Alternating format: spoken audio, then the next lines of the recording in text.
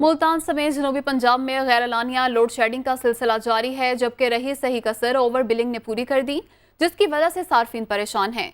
मजीद बताएंगे bureau chief Numan Khan Babar.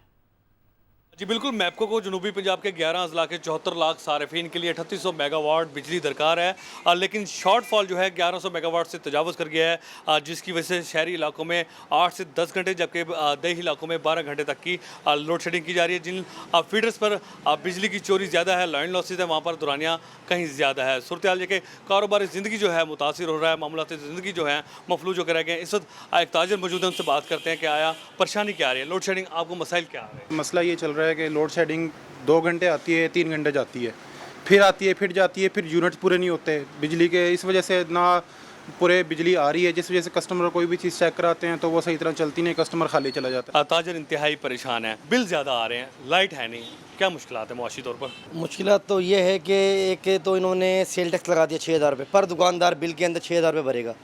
अब कोई जिसका बिल आता है 2,500 रुपये, उसका बिल आ रहा है 9,500 रुपये, वो कहाँ से गरीब आदमी पूरा करेगा? जी बिल्कुल, दुकान बंद करने की जो टाइमिंग है वो 9 बजे तक मुकर्रर की गई है, जिससे ज़्यादा मसाइल बढ़ते जा रहे हैं, मुआशी मुश्किलात बढ़ती जा रही हैं, ताजर तंजीमें सरापा एहतजाज हैं।